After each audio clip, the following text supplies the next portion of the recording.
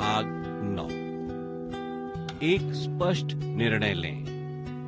ये आप पर निर्भर करता है कि आप और केवल आप अपनी जिंदगी के रचयिता बन सकते हैं या फिर परिस्थितियों का शिकार के। निर्णय आपको ही लेना है। आपका मस्तिष्क आपके विश्वास के अनुसार कार्य करता है और जब आप ये विश्वास करने लगते हैं कि अमुक कार्य असंभव है तो आपका दिमाग आपके सामने ये सिद्ध कर देता है कि वो कार्य क्यों असंभव है। क्योंकि जब आप सचमुच विश्वास करते हैं कि अमुक कार्य किया जा सकता है तो आपका दिमाग आपके लिए काम में जुट जाता है और कार्य को सफलतापूर्वक करने के तरीके ढूंढने में आपकी मदद करता है।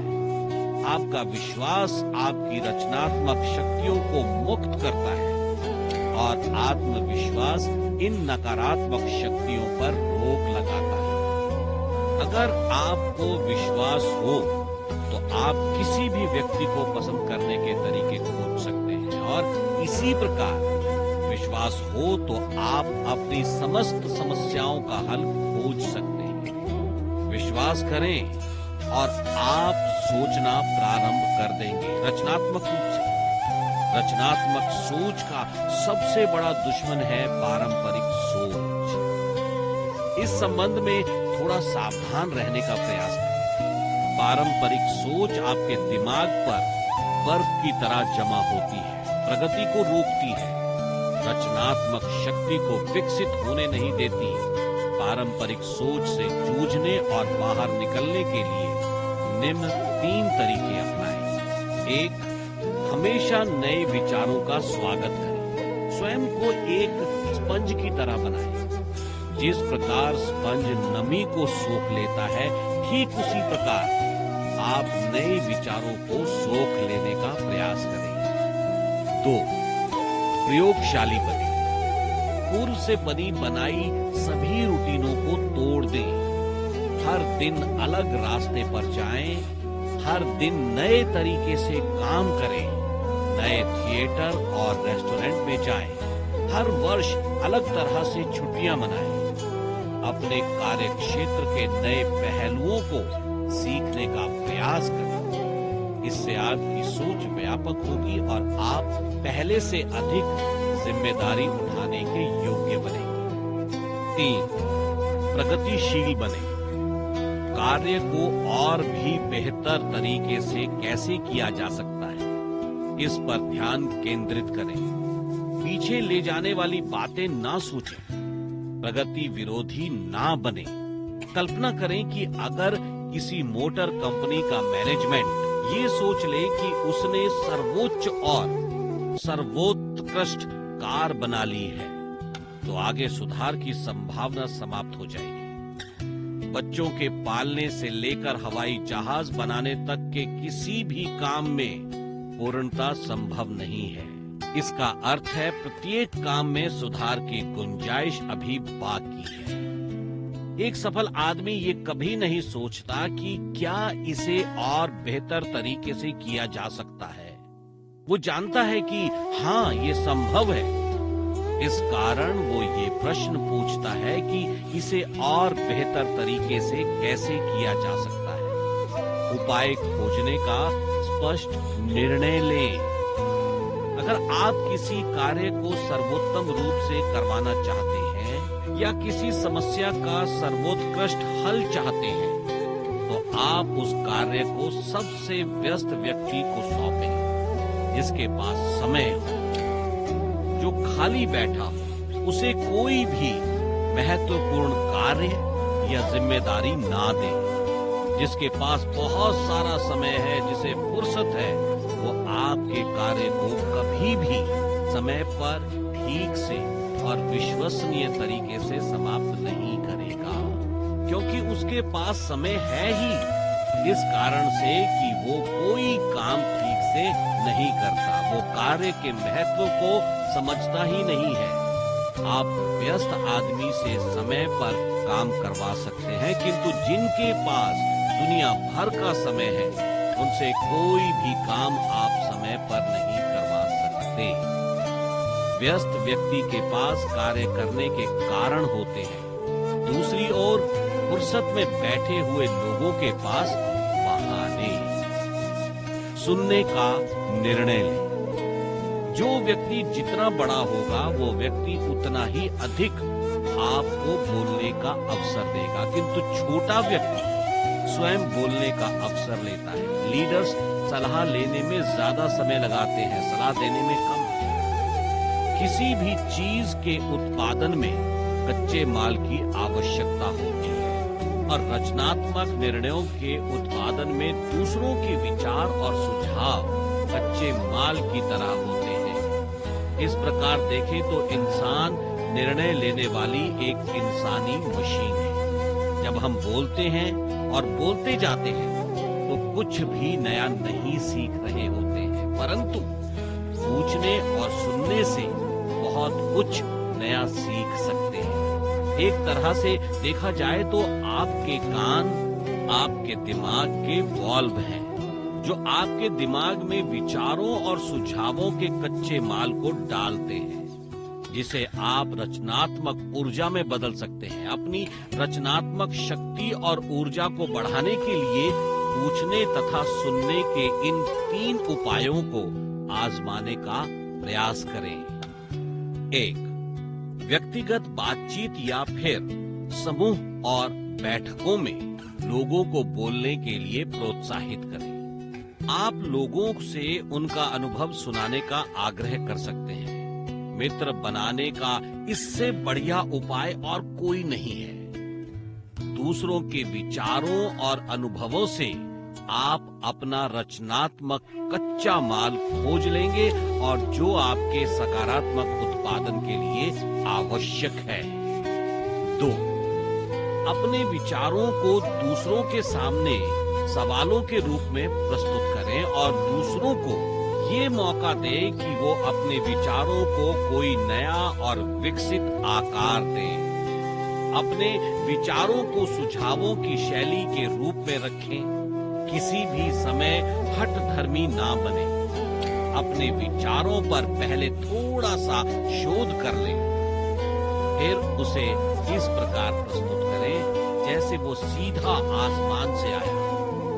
इससे आपके विचारों का प्रभाव पहले से बेहतर होगा। 3. सामने से जो भी कहा जा रहा है उसे ध्यान से सुनें। अक्सर लोग ध्यान से सुनने के स्थान पर सुनने का नाटक करते हैं। वे सामने वाले की बातों के समाप्त होने की प्रतीक्षा करते हैं, जिससे वो अपनी बात कह सके। सामने वाले की बातों को ध्यान से सुने, उसका मूल्यांकन करें। इस प्रकार आप अपनी योजनाओं के लिए कच्चा माल एकत्र कर सकते हैं। अपने विचारों को संभालने का निर्णय लें। आपके सोचने का फल है विचार, किंतु उसका मूल्य तभी है जब अपने विचारों का दोहन करते हैं। जिस प्रकार जमीन पर बिखरने वाले सभी बीज अंकुर बनकर नहीं उगते, ठीक इसी प्रकार हमारे मस्तिष्क में जन्म लेने वाले सभी विचार फलदायी नहीं होते। जैसे जमीन पर बिखरे हुए बहुत से बीजों को चूहे खा जाते हैं, ठीक उसी प्रकार मस्तिष्क में उपजे बहुत से हमारे आसपास एकत्र नकारात्मक रूप से सोचने वाले लोग विचारों को खा जाते हैं। अतः विचारों के उत्पन्न होने के साथ ही उनकी देखभाल करनी प्रारंभ कर देनी चाहिए और तब तक करनी चाहिए जब तक विचार एक फलदायी वृक्ष के रूप में विकसित ना हो जाए। अपने विचारों को विकसित और उनका दोहन करने के लिए इन उपयोगों का प्रयोग करें। 1. मस्तिष्क से विचारों को निकल जाने का अवसर कदापि ना दें। उन्हें तुरंत लिख लें। हर दिन बहुत से विचार पैदा होते हैं। हो सकता है कुछ विचार काम के ना हो, किंतु फिर भी उन्हें अवश्य लिख लें और जब आपको पुनर्विचार का अवसर मिले तो उन पर तथ्यपूर्ण ढंग से विचार करने के बाद उन विचारों को काट दें या अलग कर दें जो उपयोगी नहीं है। विचार कभी भी और कहीं भी उत्पन्न हो सकता है। अतः अपने साथ एक नोटबुक अवश्य रखें। उनकी गंभीरता से पहरेदारी करें और सच मानिए, याददाश्त बहुत कमजोर चौकीदार है। अतः विचारों को निकल भागने का कोई भी अवसर ना दें। उन्हें समेट कर रखें, अन्यथा उनके फल नष्ट हो जाएंगे। 2. अपने विचारों का नियमित अवलोकन करते रहें। उनकी एक फाइल बना लें। समय समय पर उनका विश्लेषण अवश्य करते रहें। आप जब जब अवलोकन करेंगे तब तब कुछ विचार अनुपयोगी लगेंगे। उन्हें नष्ट कर दें और जब कोई विचार दमदार लगे उसे वहां रहने दें और उस पर अमल करें। उस विचार को अपनी भावनाओं का पोषण दें। उन्हें महत्वपूर्ण समझें, गर्व का अनुभव करें। आखिर उस विचार ने आपके मस्तिष्क से जन्म लिया है। 3. अपने विचार को विकसित करें, उसे जमने का अवसर प्रदान करें, क्योंकि आपने उसे अच्छी तरह परख लिया है। उस विशेष विचार के साथ अन्य संबंध विचारों को भी बांध दें। सभी पहलुओं का हर एक बार पुनः परीक्षण करें। उससे संबंध साहित्य का अध्ययन करें। काम पर जुट जाएं और अपने भविष्य को सुधारने में लग जाएं। परिस्थितियों को नियंत्रण में रखने का निर्णय लें। जिंदगी की परिस्थितियां चाहे जो भी हों, वे इतनी महत्वपूर्ण नहीं है, किंतु उन परिस्थितियों पर आपकी प्रतिक्रिया महत्वपूर्ण है और यही आपकी सफलता के प्रतिशत का निर्णायक तत्व है। जिंदगी में कई बार ऐसी घटनाएं घटती हैं जिन पर आपका कोई नियंत्रण नहीं होता, तो इन घटनाओं पर आपकी प्रतिक्रिया और अभिक्रिया का महत्व है। अभिक्रिया का अर्थ है नकारात्मक भाव का उत्पन्न होना, जबकि प्रतिक्रिया का अर्थ है सकारात्मक भाव का उत्पन्न होना। ये आपका चुनाव है। सभी विकल्प आपके सामने खुले हैं। याद रखें, विजेता हमेशा प्रतिक्रिया का चुनाव करते हैं, जबकि हारे हुए लोग बहुत तीव्र अभिक्रिया। इस संदर्भ में आप अपने अनुभवों को एक कागज पर लिख लें और उन पर विचार करें। जितनी बार भी आपने प्रतिक्रिया दी होगी, आप सफल रहे होंगे, और जितनी बार भी आपने अभिक्रिया व्यक्त की होगी, आपने अपने आप को असफल अथवा हताश और निराश पाया होगा। यहाँ पर एक और भी चीज का महत्व है, और वो है आपका दृष्टिकोण, अर्थात अपनी परिस्थितियों पर आपका दृष्टिकोण। सकारात्मक दृष्टिकोण हमेशा समस्या का हल या समाधान खोजता है, जबकि नकारात्मक सोच परिस्थितियों को समाप्त करने में अपनी ऊर्जा का अपव्यय करता है। अर्थात घटनाओं या संकटों पर अपनी प्रतिक्रिया हर उत्पन्न हुई परिस्थिति को पूर्ण रूप से अपने नियंत्रण में रखने का सकारात्मक निर्णय लें। अपनी पहचान बनाने का निर्णय लें। समाज द्वारा लादी गई किसी भी भूमिका को कभी स्वीकार ना करें। स्वयं को हमेशा अपनी तरह के एक नए सांचे में ढालकर स्वयं ही अलग पहचान बनाने हेतु संघर्ष करें।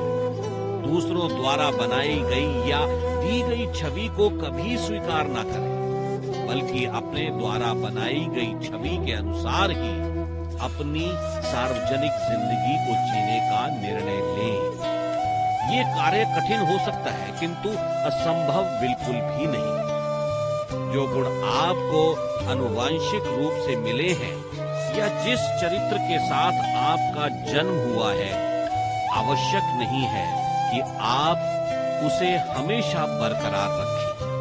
आपके मित्र, आपके सहकर्मी और आपके माता पिता तथा परिवार के अन्य लोग भी आपके चरित्र के निर्माण में योगदान देते हैं, किंतु अंततः आप वही बनते हैं जो आप स्वयं बनना चाहते हैं। अर्थात आपके चरित्र के निर्माण में सबसे महत्वपूर्ण व्यक्ति आप ही हैं। स्वयं के निर्माण की प्रक्रिया का पहला कदम है आत्म चेतना। ये जानना कि आप एक अच्छे अभिनेता हैं और अपने हुलिये तथा भावनाओं को अपने नियंत्रण में रखने की कला में माहिर हैं। स्वयं को लचीला रखें और हर प्रकार का अभिनय करने हेतु तैयार रहें। दूसरा कदम है एक यादगार चरित्र निर्माण करना, जिससे दूसरे आपकी ओर स्वयं ही आकर्षित हो। किंतु याद रखें, ओवर एक्टिंग बिल्कुल भी ना करें। इससे आपकी पोल खुल जाएगी और अंत में समय की मांग के अनुसार अपनी भूमिका निभाना सीखें। उदारवादियों के साथ उदारवादी बने और धोखेबाजों के समक्ष धोखेबाज। अपने आप को इस प्रकार बदलो कि कोई भी आपको पकड़ ना सके।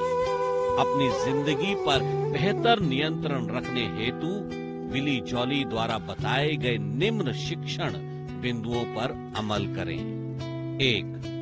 याद रखें, सफलता संयोग नहीं चुनाव है। सफल बनने का चुनाव करें।